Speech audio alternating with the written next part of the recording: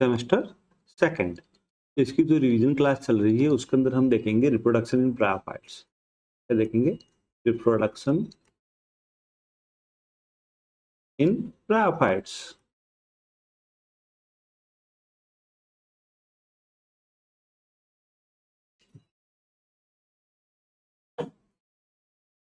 Sorry, reproduction in bryophytes.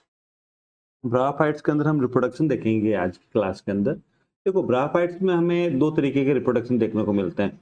आप लोगों ने हिंदी का कहा है तो रिप्रोडक्शन को हिंदी में कहते हैं जनन। क्या देख रहे हैं? जनन। इसमें दो प्रकार का जनन या रिप्रोडक्शन देखने को मिलता है ब्रायोफाइट्स के अंदर। एक जो है वो है वेजिटेटिव रिप्रोडक्शन।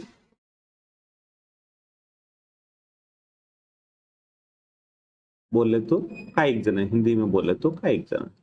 ठीक है ना, हिंदी में भी लिख रहा हूं आप लोगों के कहने पर, कायिक जनन। और दूसरा जो है वो है sexual reproduction. Sexual reproduction Hindi में बोले तो लैंगिक जनन। ये दो प्रकार का रिप्रोडक्शन ब्रायोफाइट्स में देखने को मिलता है। इसके सॉरी, जनन।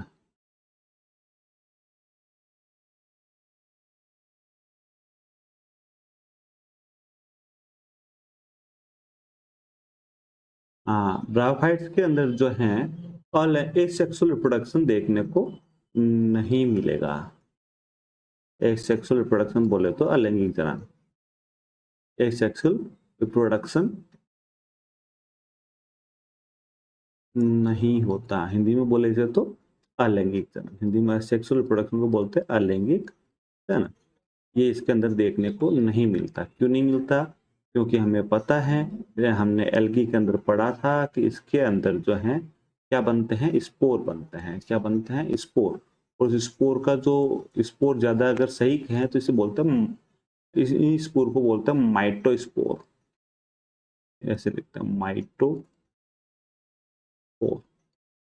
क्यों? क्योंकि ये माइटोसिस से बनते हैं। कौन से डिवीजन होता है इसके अंदर? माइटोसिस। हिंदी में बोले तो समसूत्री विभाजन। समसूत्री विभाजन हिंदी में क्या बोलते हैं? माइटोसिस को समसूत्री विभाजन। तो इसमें समसूत्री विभाजन से स्पोर जो है नहीं बनते, है ना। ब्रायोफाइट्स में समसूत्री विभाजन से नहीं बनते। इसके अंदर लैंगिक जनन के अंदर स्पोर बनते हैं, लेकिन वो मियोसिस से बनते हैं। मियोसिस बोले तो अर्धसूत्री विभाजन, अर्धसूत्री विभाजन से बनते हैं। ठीक है ना, अर्धसूत्री विभाजन। इससे बनने वाले स्पोर को हम क्या बोलेंगे? मियो स्पोर बोलते हैं। क्या बोलते हैं? मियो स्पोर बोलते हैं। मियोसिस से होने वाले बनने वाले स्पोर को मियोस्पोर बोलते हैं। और ये हैप्लॉइड होते हैं। कैसे होते हैं? हैप्लॉइड। क्योंकि माइटोस्पोर होते हैं, माइटोस्पोर भी हैप्लॉइड होंगे, लेकिन ये जो है ना, माइटोस्पोर की अलग बात है, हमने एल्गी में पढ़ चुके हैं, वहां भी हैप्लॉइड होते हैं, है ना। यहाँ पे भी ये मियोसिस से बनते हैं। 2n सेल के अंदर विभाजन होगा, फिर मियोसिस से जो है ये मियोस्पोर बनते हैं ब्रायोफाइट्स के अंदर। ब्रायोफाइट्स के अंदर मियोस्पोर बनते हैं, है ना। माइटोस्पोर नहीं बनते। और स्पोर से, माइटोस्पोर से होने वाला रिप्रोडक्शन को ये अलैंगिक जनन कहते हैं। तो इसके अंदर ब्रायोफाइट्स के अंदर, जो ब्रायोफाइट्स है, ब्रायोफाइट्स के अंदर जो अलैंगिक जनन नहीं पाया जाता। ब्रायोफाइट्स के अंदर अलैंगिक जनन आपको देखने को नहीं मिलेगा।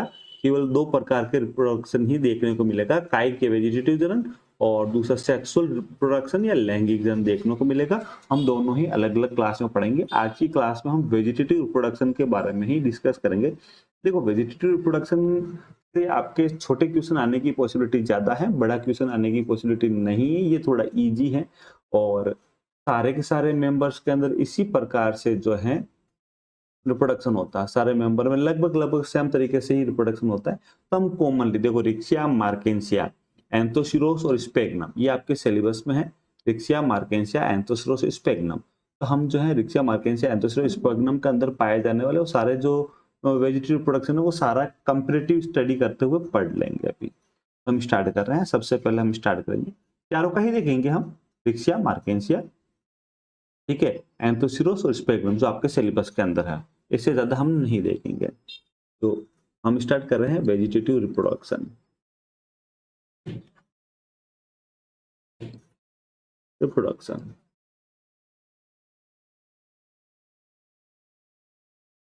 हिंदी में बोले तो कायिक जनन।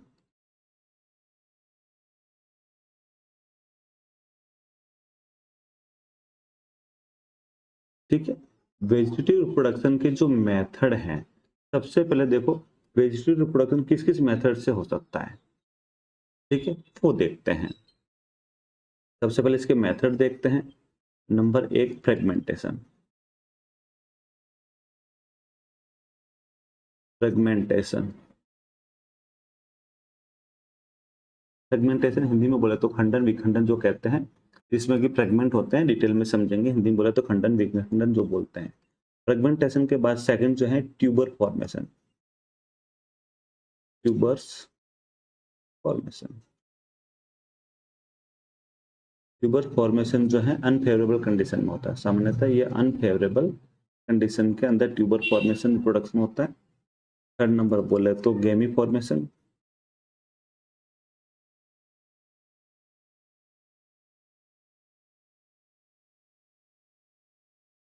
फॉर्मेशन। और नंबर जो है एडवेंचेस ब्रांचेज।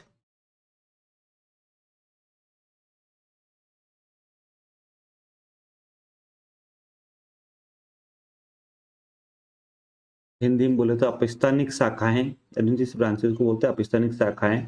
गेमी को गेमी ही बोलेंगे, फॉर्मेशन को बनना, है ना। 5 नंबर जो है इनोवेशन। ये स्पेगनम में देखने को मिलता है, हम पढ़ेंगे वहां पे इनोवेशन। इनोवेशन जो है नॉर्मली स्पेगनम के अंदर देखेंगे हम।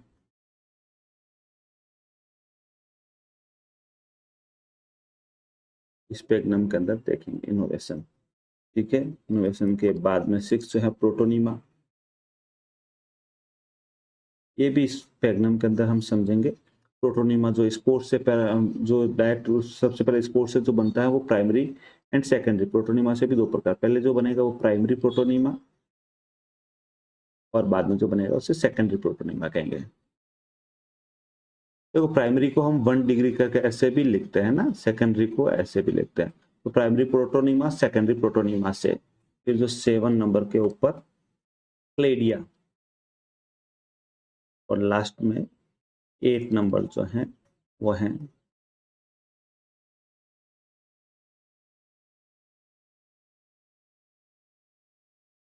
Persistent apex. 23 seeds persistent apex. तो टोटल 8 नंबर हैं आपके ब्राफाइट्स में वेजिटेटिव रिप्रोडक्शन के। कहते हैं 8 नंबर से ब्राफाइट के अंदर वेजिटेटिव रिप्रोडक्शन होता है। पहला है फ्रेगमेंटेशन या खंडन, जिसके अंदर हम डिटेल में पढ़ेंगे, थैलेस के टुकड़े होते हैं उससे नया बनता है। ट्यूबर फॉर्मेशन, जिसमें ट्यूबर बनती है, गांठ बनती है। अनफेवरेबल कंडीशन होता है। गेमी फॉर्मेशन नॉर्मल कंडीशन में होता है, गेमी बनती है।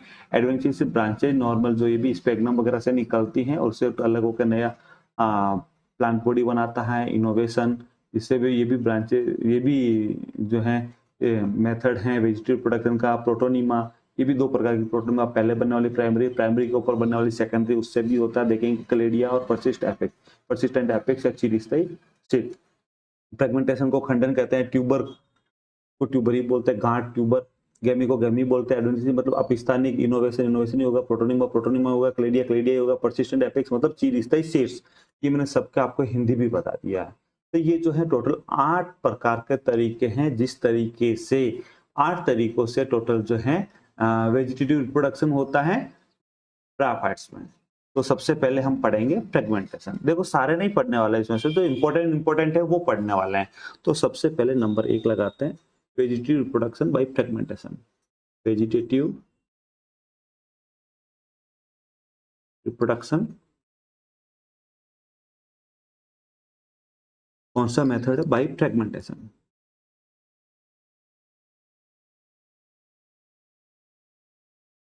By fragmentation.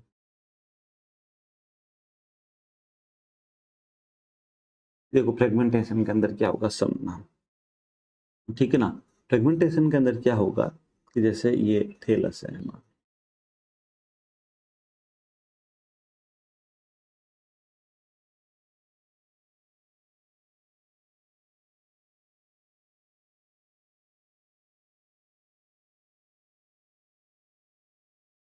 ठीक है।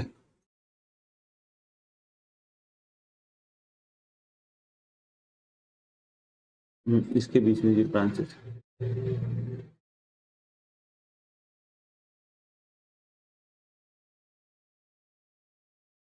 मिड।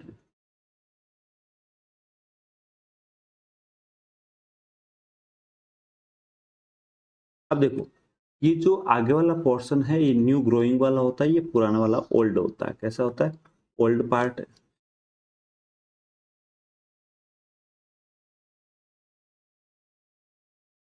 हो गया ओल्ड पार्ट, ये पुराना वाला कैसा है? Old part. और आगे वाला ये वाला कैसा है?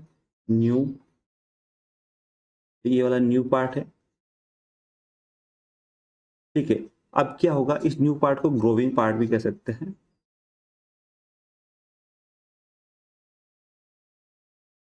ग्रोविंग पार्ट पुराना है वो खत्म होना स्टार्ट होगा, डीके स्टार्ट होगा। ये जो पुराना पोर्शन पार्ट है ये डीके या खत्म होना स्टार्ट होगा। कैसे होगा? धीरे धीरे एज के अकॉर्डिंग खत्म होना स्टार्ट होगा। तो क्या होगा वो समझना भाई, डीके होगा, खत्म होगा, है ना। Decaying of old portion of old portion क्यों होगा? एज के कारण। कहां तक होगा? Up to dichotomous branching.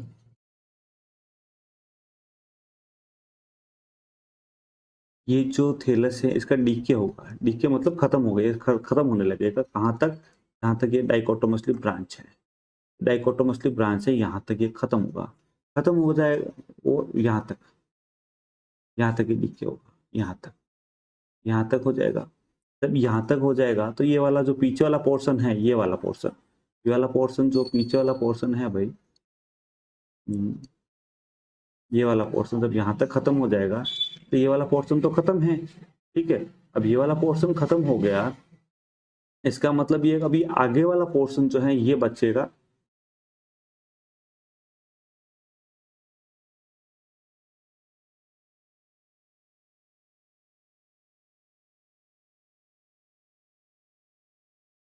ठीक है, ये जो आगे वाला पोर्शन ये बच्चा है, ये वापस इससे भी न्यू प्लांट बॉडी बनेगी या न्यू थैलस बनाएगा, ये नया प्लांट बॉडी बनाएगा, ठीक है। ये भी न्यू प्लांट बॉडी बनाएगा। ऐसे कैसे सबके सब न्यू न्यू प्लांट बॉडी बनाएंगे। हम सिंपल अगर अपने हैंड को देख के समझे, ये हमारी 5 फिंगर्स है, ये हाथ है, अगर ये पीछे से खत्म होने लगे, ये अंगुलियों तक अगर यहाँ पहुंच जाए, ये ठीक है, तो ये अंगुलियां बचती है खाली। तो ये हर अंगुली अगर नया हाथ बना ले, हर अंगुली से नया हाथ बन जाए, यही होता है इसके अंदर। फ्रेगमेंटेशन से क्यों हो रहा है? डिके हो रहा है, इसका क्यों हो रहा है डिकेइंग? ये खत्म क्यों हो रहा है? क्योंकि ओल्ड है, एज के साथ खत्म होता है। कहां तक होता है? Dichotomously branch. डाइकोटोमसली ब्रांच मतलब जहां से ये रहा, यहाँ से ये डाइकोटोमसली ब्रांच, यहाँ से जहां से डाइकोटोमसली ब्रांच वहां से खत्म हो गया। खत्म होने से इसके अलग अलग भाग अलग अलग फ्री हो गए, और सारे जो जितने भाग टूट के अलग हुए हैं वो न्यू थैलस बना देते हैं। और इस प्रकार जो है इसमें ये रिप्रोडक्शन या जनन होता है। अगर हम इसका एग्जाम्पल देखें, ये किस किस में होता है एग्जाम्पल, तो देखो रिक्शिया में होता है, रिक्शिया में ऐसा देखने को मिलेगा, मार्केंसिया में भी देखने को मिलेगा, रिक्शिया में है, मार्केंसिया में है, एंथोसिरोस में से है, स्पेगनम में है ना, एंथोसिरोस है, स्पेगनम है, सबके अंदर देखने को ये मिलता है इस प्रकार का रिप्रोडक्शन। बात समझ आ रही है? तो सबके अंदर जब ये देखने को मिलेगा तो सब में ही ये रिप्रोडक्शन, और इस प्रकार का रिप्रोडक्शन जो है सबके अंदर होता है। ध्यान रखना, इस प्रकार का रिप्रोडक्शन सबके अंदर होता है। बात समझ में आई क्या? हाँ, आई हो तो कमेंट कर देना, नहीं आई हो तो कमेंट कर देना कि सर ये चीज समझ में नहीं, दोबारा बता दो, मैं बता दूंगा। ठीक है ना बेटा, मैं दोबारा बता दूंगा। चलो, अब आपका फ्रेगमेंटेशन तो कंप्लीट हुआ। फ्रेगमेंटेशन के बाद जो सेकंड नंबर पे है वो है नंबर 2 पे tuber, by tuber formation, by tubers formation. देखो इसको समझना, vegetative production by tuber formation, इसको समझना।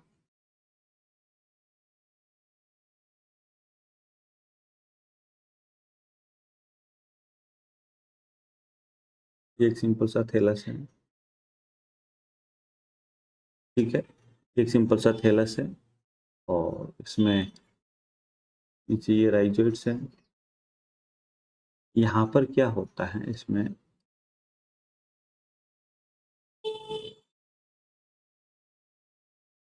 यहाँ से एक न्यू एक पोर्शन होता है, नीचे एक साइड एक ट्यूबर बन जाती है। इस ट्यूबर में क्या होता है, फूड वगैरह सब स्टोरेज हो जाता है। इस ट्यूबर के अंदर फूड वगैरह सारा स्टोरेज हो जाता है और जरूरी नहीं कि नीचे बने, ये पास में भी बन सकती है, जैसे ये वाला थैलस है।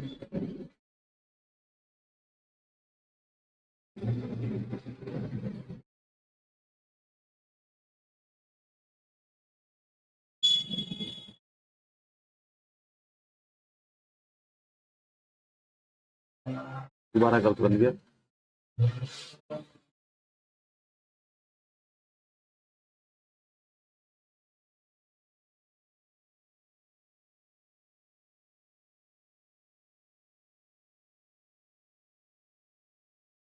ठीक है, जैसे ये वाला थैलस है, इस थैलस के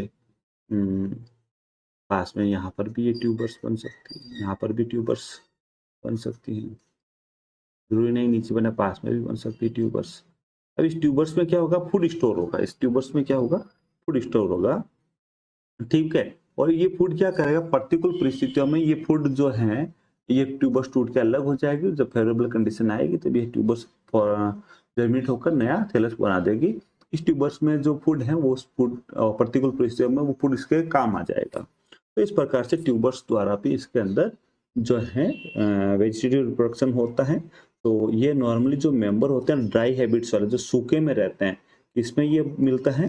जो मेंबर्स जो होते हैं, मेंबर्स ऑफ ड्राई, ड्राई मतलब सूखे, हैबिटेट मतलब आहार, हैबिटेट, तो सूखे के आवास में रहते हैं, उस ऐसे मेंबर्स में देखने को मिलेगा, ठीक है ना। होता क्या है दूसरा, इसके अलावा at the end of growing season, end of growing season, ठीक है। तो ये कहाँ देखने को मिलेगा, जब सूखा आता है या ग्रोइंग सीजन एंड होता है, तब जो है इस प्रकार का ब्रायोफाइट्स के अंदर वेजिटेटिव प्रकार का रिप्रोडक्शन देखने को मिलेगा। जब सूखा आ जाएगा, पानी खत्म होने लग गया है, सूखा आ गया, उस समय इस प्रकार का जो है ब्रायोफाइट्स के अंदर देखने को मिलेगा, ठीक है। अब इसमें होता क्या है वो समझना, इसमें क्या होता है वो समझना आप लोग। इसके अंदर फूड स्टोर होगा, किस फॉर्म होगा, स्टार्च, स्टार्च ग्रेन, ठीक होगा इसके अंदर, एंड वाटर भी होगा, पानी चाहिए बेटा इसको, एंड वाटर भी होगा। और इस वाटर को रोकने के लिए एक वाटर प्रूफ कॉर्क की लेयर भी होगी इसके चारों ओर, इसके चारों ओर जो ये ट्यूबर है इसके चारों ओर वाटर प्रूफ कॉर्क की लेयर भी होगी, जो इसके अंदर जो वाटर है उसका लॉस नहीं होने देगा, और जो स्टार्च के रूप में फूड है वो भी इसके काम आता रहेगा। जब फेवरेबल सीजन आ जाएगा, जब क्या होगा, फेवरेबल सीजन आ जाएगा, तो फेवरेबल सीजन के अंदर ये जो है जर्मिनेट होकर नया प्लांट बना देगा। देखो इसको हिंदी में समझना, बाई ट्यूबर फॉर्मेशन, ये ट्यूबर उसी प्रकार फॉर्म होती है जैसे आलू बनता है ना, आलू आलू उसी प्रकार से पोटैटो की तरह आलू की तरह बनता है, और उसके अंदर स्टार्च जो है वो स्टोर रहता है, वाटर स्टोर रहता है, और उसके चारों ओर एक कोर की लेयर आ जाती है। प्रतिकूल परिस्थितियों में ये पड़ा रहेगा, इसके पास फूड है, इसके पास वाटर है, प्रतिकूल परिस्थितियों में कोई दिक्कत नहीं, ये पड़ा रहेगा आराम से, ठीक है। अब जब अच्छा, प्रतिकूल परिस्थितियों में उस वाटर को प्रोटेक्शन के लिए इसके चारों ओर एक वाटर प्रूफ कोर की लेयर भी होती है। जब अनुकूलित परिस्थितियां आ जाती हैं उस जब ये क्या होगा, जैसे आलू में आग बनती है वैसे उसके ऊपर आग बनती है, उसमें ये जर्मिनेट हो जाएगा, अंकुरित हो जाएगा और नया पादप बना देगा, और नया पादप बना देगा। बात समझ में आ रही है क्या आपको। ट्यूबर फॉर्मेशन से इस प्रकार से इसके अंदर जनन होता है। इसके अगर आप एग्जाम्पल देखना चाहो तो रिक्सिया है, एंथोसिरोस है, इनमें ऐसा आपको देखने को मिलेगा। रिक्शा है, एंथोसिरोस है, इनमें देखने को मिलेगा ऐसा। ठीक है, इस प्रकार देखने का रिक्शा है, मार्केंसिया है, उसमें देखने को मिलेगा इस प्रकार का रिप्रोडक्शन आपको। अब जो है अगली है गैमी वाला, अगला है गैमा या गैमी वाला।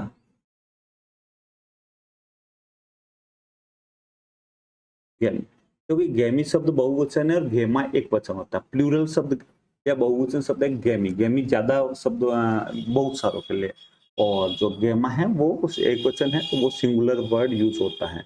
बात समझ में आ रही है क्या गैमी और गेमा का अंतर? देखो होता है क्या, समझता है इसमें। गेमा एक वचन शब्द है, गैमी बहुवचन शब्द, ये ध्यान रखना। ठीक है, कुछ इस प्रकार का स्ट्रक्चर होगा।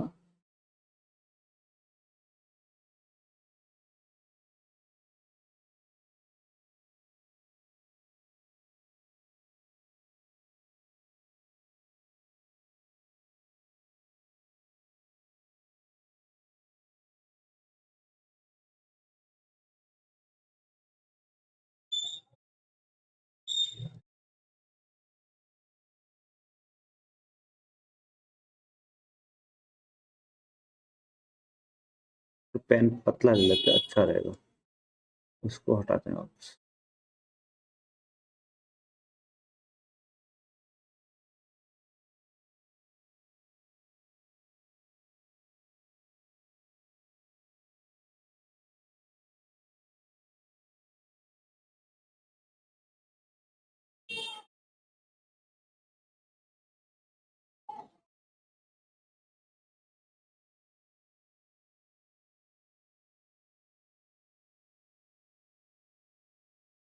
कुछ इस प्रकार की कहनी होती।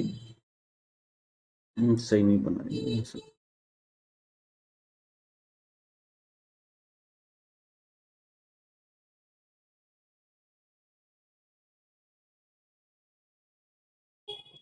ठीक है,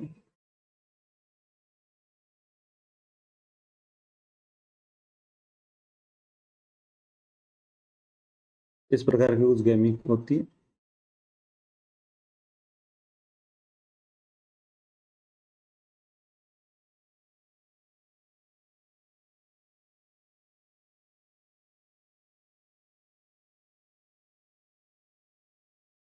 ठीक है, इस गेमी के ऊपर यहाँ पर एक राइजोइडियल सेल होगी और यहाँ पर एक ऑयल सेल होगी। ठीक है, इसको लिख देते हैं राइजोइडियल सेल।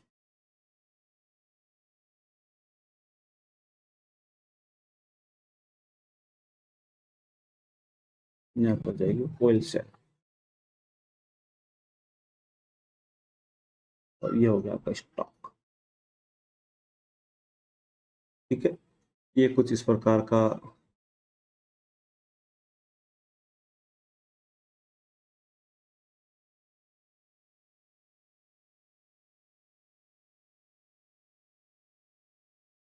कुछ इस प्रकार की गेमी आपको देखने को मिलेगी। गेमी जो होती हैं, ये जो गेमी जो होती हैं, इसके अंदर एक राइजोइडियल सेल होती है ऊपर की ओर, और नीचे को इसमें ऑयल सेल भी होती है। अगर हम ये नॉर्मली मार्केंसिया के अंदर देखने को मिलती है। अगर हम मार्केंसिया का फोटो देखना चाहें तो कुछ इस प्रकार का दिखाई देगा आपको।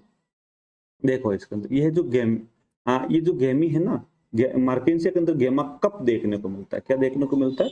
गेमा कप। अगर इस गेमी के चारों ओर, मैं इसको हटा दो, चलो इसी का एक और कॉपी लेता हूँ।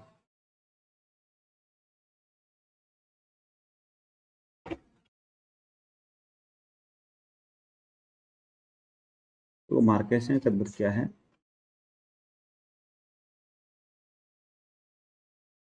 कि अगर ये गेमी है, अगर मैं इस गेमी का ये सारा हटा दूं और इसके चारों ओर एक प्रोटेक्टिव लेयर बना दूं, क्या बना दूं? इसके चारों ओर एक प्रोटेक्टिव लेयर बना दूं। ठीक है,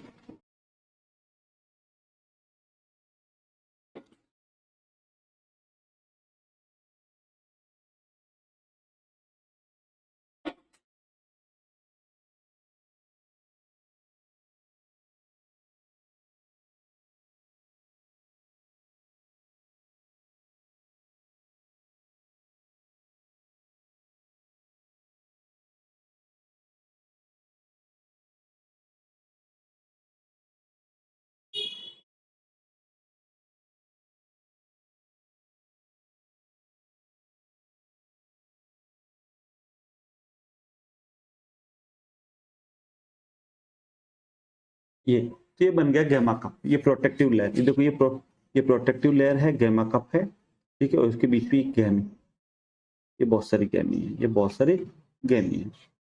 बात समझ में आ रही है? तो गैमी नॉर्मली, ये गैमी है, गैमी के चारों अगर ये प्रोटेक्टिव लेयर आ गई तो इसको बोलते हैं गैमा कप। नॉर्मली ये मार्केंसिया के अंदर देखने को मिलता है। कहाँ देखने को मिलता है? मार्केंसिया के अंदर। ये एक गैमी ये रही, यहाँ पे एक नोच होती है, नोच, और ये ओयल सेल हो गई, ये राइजोइडल सेल हो गई, राइजो स्टॉक हो गया। राइजोइडल सेल से राइजोइड का निर्माण होता है। ऑयल सेल इसके अंदर फूड स्टोरेज के रूप में होती है और ये फेवरेबल कंडीशन में बनती है। ये जो गेमी है ये फेवरेबल कंडीशन के अंदर होती है, और इसके अंदर जो है ना, ये हिपेटिकोप्सिडा जो के मेंबर जो है, यानी कि ब्राव मार्केंसिया वगैरह के अंदर ये बहुत ही कॉमन है, बहुत देखने को मिलती है गेमिक से। और जब ये गेमी टूट के अलग हो जाती है इसके अंदर, तो ये नया थैलस बना देती है, ठीक है ना। तो हिपेटिकोप्सिडा के अंदर बहुत ही कॉमन है। इस गेमी के अंदर क्या होता है, नॉर्मली इसके अंदर फूड स्टोर होता है,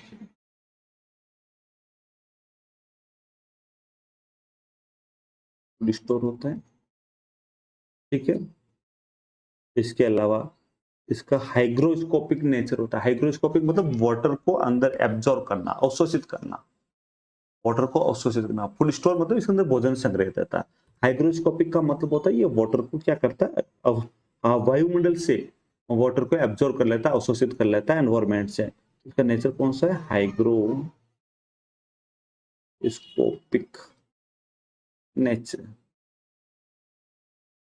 ठीक है। इसके अंदर ऑयल ड्रॉप प्रेजेंट है, भी हमने देखी, ऑयल ड्रॉप प्रेजेंट है फूड के लिए, ठीक है।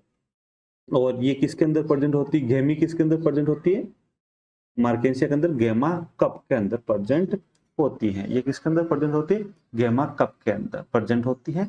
और नॉर्मली अगर हम देखें इसके थैलस को, हमें कुछ ये गेमी जो है थैलस पे ही जो दिखाई दे देगी, कुछ इस प्रकार से।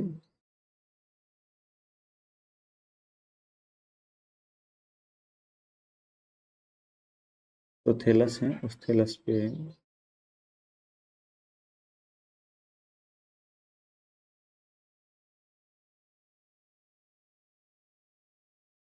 कुछ इस प्रकार से दिखाई देगी, इस प्रकार से गेमा कप दिखाई दे देगा ना। तो गेमा कप जो होता है ये डोर्सल सरफेस पे होता है। कहाँ होता है? डोर्सल सरफेस पे। डोर्सल सरफेस पर ही ये दिखाई दे देता है गेमा कप, ठीक है। जैसे मार्केंसिया के अंदर, आप मार्केंसिया के अंदर देखोगे, मार्केंसिया के अंदर ये आराम से दिख जाता है, मार्केंसिया के अंदर, ठीक है। अब सुनो आगे। आ, इसके अगला जो है इसका तरीका देखो, गेमी द्वारा हो गया। अगला जो हम देखेंगे वो देखेंगे एडवेंटिशियस ब्रांचेस द्वारा, अपस्थानिक शाखाओं द्वारा। देखो समझ, इस अगले मेथड के अंदर क्या होता है? एडवेंटिशियस ब्रांचेस गेमा वाला हो गया। बात करते हैं एडवेंटिशियस ब्रांचेस।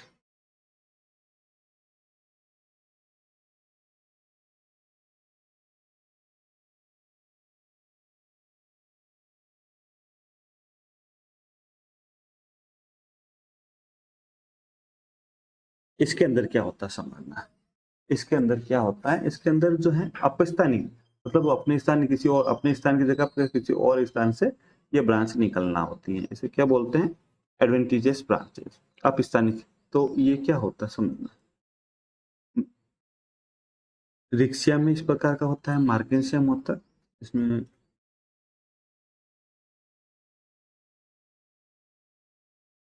जैसे ये थैलस है।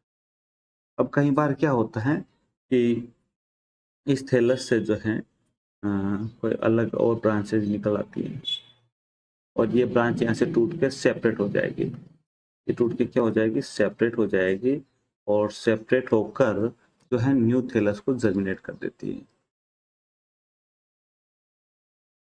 भाई ये डाइकोटोमसली ब्रांच तो है ही है, ठीक है। कई बार जो थैलस में जो ब्रांचें निकल रही है उसके अलावा कुछ अन्य ब्रांच निकल आती है, और वो ब्रांच टूटती है और नया थैलस बना देती है। इस प्रकार के रिप्रोडक्शन को बोलते हैं एडवेंटिशियस आपस्थानिक शाखाओं द्वारा वेजिटेटिव जनन, या एडवेंटिशियस ब्रांचेस द्वारा वेजिटेटिव रिप्रोडक्शन बोलते हैं।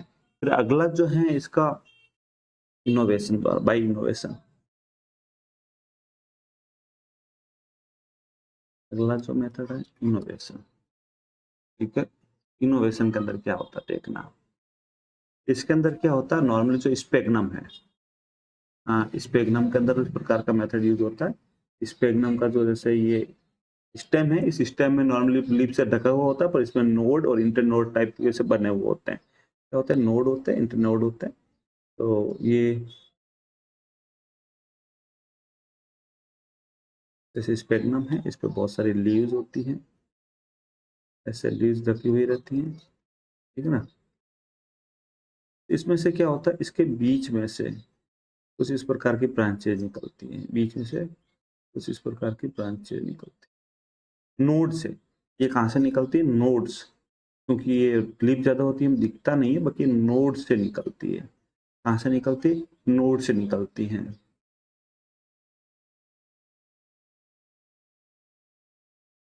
इन जो अलग इस प्रकार की जो शाखाएं निकलती हैं, इन्हें हम बोलते हैं इनोवेशन। इनोवेशन ये जो है यहाँ से सेपरेट होगी,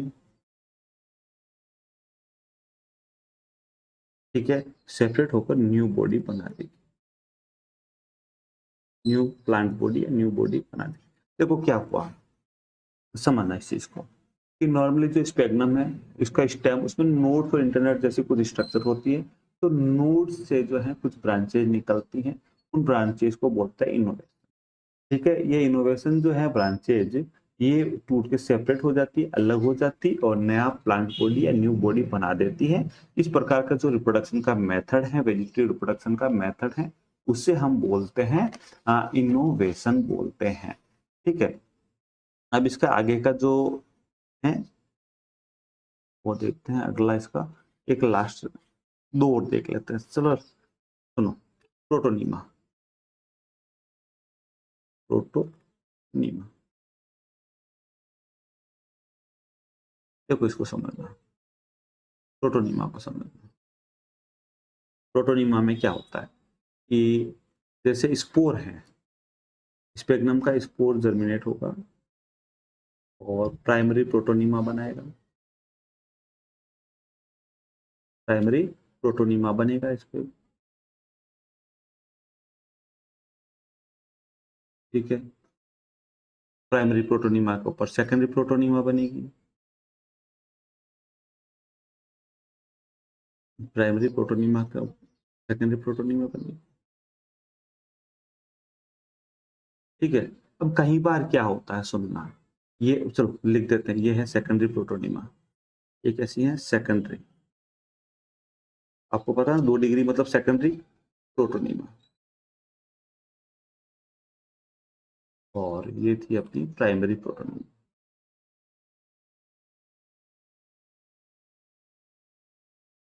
1 डिग्री मतलब प्राइमरी प्रोटोनीमा।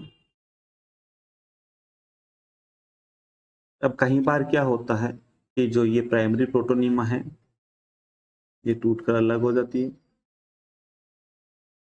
और हर प्रोटोनीमा का पोर्शन जो टूट कर अलग हुआ, हर से न्यू प्लांट बन जाता है, न्यू प्लांट बॉडी बन जाती है,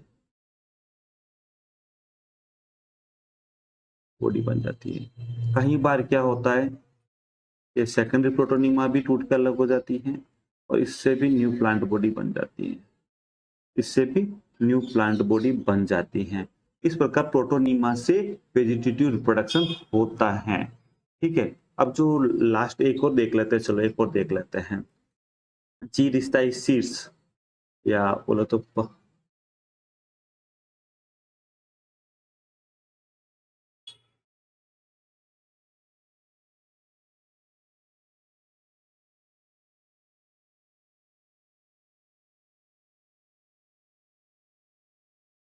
असिस्टेंट जीरिस्टाइसिस। इसके अंदर क्या होता है, सुनना, जैसे ये अपना थैलस है,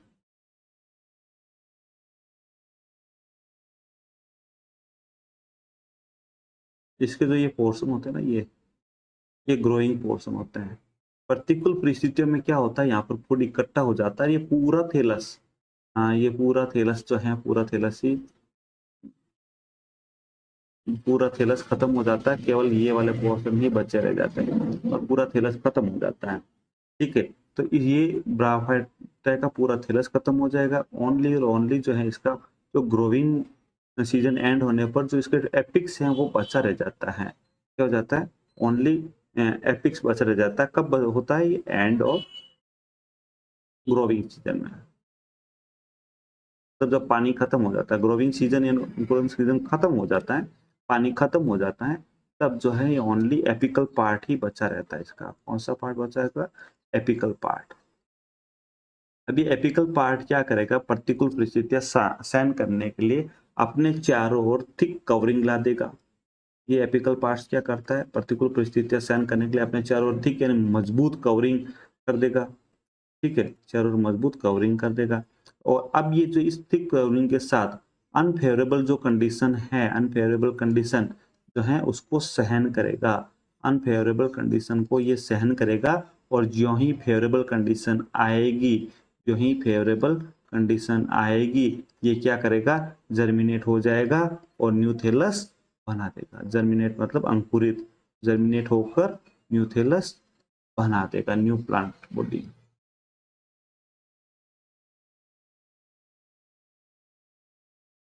बॉडी बना देगा। अब देखो मेरी बात सुनो, ये तो हुआ अपनी क्लास की बात। वेजिटेटिव प्रोडक्शन, वेजिटेटिव प्रोडक्शन इतना इंपॉर्टेंट नहीं है आपकी क्लास के लिए, इतना इंपॉर्टेंट नहीं है वेजिटेटिव प्रोडक्शन से। हाँ, छोटे छोटे क्वेश्चन आ सकते हैं, बड़े क्वेश्चन आने की पॉसिबिलिटी थोड़ा कम है। प्रोटोनीमा वगैरह, ये परसिस्टेंट एपेक्स जो है ये वगैरह थोड़ा सा इंपॉर्टेंट है, ऐसा भी नहीं है, पर छोटे क्वेश्चन आने की पॉसिबिलिटी ज्यादा है यहाँ से। बड़े क्वेश्चन आने की पॉसिबिलिटी कम है। बड़े क्वेश्चन आने की पॉसिबिलिटी सेक्सुअल रिप्रोडक्शन या स्पोरोफाइट से जो आने की पॉसिबिलिटी थोड़ी ज्यादा होती है। फिर भी जो है हमने वेजिटेटिव रिप्रोडक्शन वाला पूरा पोर्शन पढ़ा है। अब आपको लगे, देखो मैंने आज इसमें अंदर एक न्यू चीज स्टार्ट की, मैंने इंग्लिश के साथ साथ हिंदी के वर्ड भी लिखना स्टार्ट किया है। अब भी अगर आपको कहीं कोई दिक्कत आ रही हो इसके अंदर, तो आप मुझे वो बताएं, वो दिक्कत बताएं या कमेंट करें। आप लोग कमेंट करें, मैं कमेंट देखता रहता हूँ आपका। तो आपके कमेंट में जो लिखा हुआ होगा उसके अकॉर्डिंग मैं आपके अगले लेक्चर के अंदर जो भी होगा चेंज करूंगा। और कल का लेक्चर थोड़ा इंपॉर्टेंट रहेगा क्योंकि उसके अंदर हम जो है सेक्सुअल रिप्रोडक्शन इन ब्रायोफाइट्स देखने वाले, अगले लेक्चर के अंदर सेक्सुअल रिप्रोडक्शन इन ब्रायोफाइट्स देखने वाले हैं। तो उसको ध्यान से टाइम से क्लास ले लेना, जो भी प्रॉब्लम आए कमेंट कर देना, और आपके दोस्तों के साथ भी आप शेयर करें। क्यों? क्योंकि ज्यादा से ज्यादा व्यू आएगा तो मैं मोटिवेट होऊंगा और मैं आपको और ज्यादा से ज्यादा जल्दी से जल्दी न्यू क्लासे और जो है और इम्पोर्टेंट क्लास है वो मैं आपको दूंगा। फ्री ऑफ कॉस्ट मिल रही है आपको यूट्यूब के ऊपर। लगभग ये पूरी यूनिट कंप्लीट होने आई, खाली अभी इस यूनिट के अंदर, फर्स्ट यूनिट के अंदर बचा क्या आपका? देखो सेक्सुअल रिप्रोडक्शन ब्रायोफाइट्स बच्चा है ना, मैं देखो, और उसके साथ स्पोरोफाइट बच्चा है, स्पोरोफाइट और alternation of generation. Alternation of generation हो चुका है लगभग, मैंने आपको पहले ही वीडियो अपलोड कर दिया। अब तो आपके पास दो वीडियो आएंगे हमारा, एक तो वीडियो आएगा सेक्सुअल रिप्रोडक्शन का आएगा और एक स्पोरोफाइट का वीडियो आएगा आपके, जिसमें मैं आपको सेक्सुअल रिप्रोडक्शन में रिक्सिया, मार्केंसिया, एंथोसिरोस, स्पेग्नम सबका सेक्सुअल रिप्रोडक्शन समझा दूंगा। और उसके बाद स्पोरोफाइट में भी ऐसे ही होगा, तो एक वीडियो नहीं तो दो पार्ट में आपको मैं सारे स्पोरोफाइट्स भी समझा दूंगा। ठीक है ना, तो उसके बाद आपकी यूनिट फर्स्ट तो कंप्लीट हो जाएगी। और आई थिंक क्वेश्चन इसके बाहर से नहीं आने चाहिए। फिर भी अगर आपको लगे कुछ इंपॉर्टेंट छूट गया है अपनी फर्स्ट यूनिट की रिवीजन क्लास में, देखो ये रिवीजन क्लास है, पहले ये ध्यान रखना रिवीजन क्लास है। मैं आपको चैप्टर वाइज नहीं पढ़ा रहा हूँ, सारे चैप्टर को साथ लाकर उसको कंपैरिजन करके पढ़ा रहा हूँ। कंपैरिजन करने से ये रहेगा रिवीजन क्लास में आप जो है एग्जाम के टाइम पे कंफ्यूज ना हो गए, क्या रिक्शा में ये देखा था कि मार्केंसिया में देखा था, वहां जाके कंफ्यूज होंगे। तो कंपैरिजन करके पढ़ा देगा, आपको समझ में आ गया कि आपने कौन सी चीज कहाँ देखी थी, रिक्शा में क्या लिखना है और मार्केंसिया में क्या लिखना है। बात समझ में आ रही है? बाकी थोड़ा देखो टफ ज्यादा है नहीं है, अगर हम पढ़ते हैं और नहीं पढ़ते हैं तो टफ है। ठीक है, तो आप चैनल को लाइक कर दो और वीडियो को लाइक कर दो और चैनल को सब्सक्राइब कर दो। मिलते हैं अगले वीडियो के अंदर।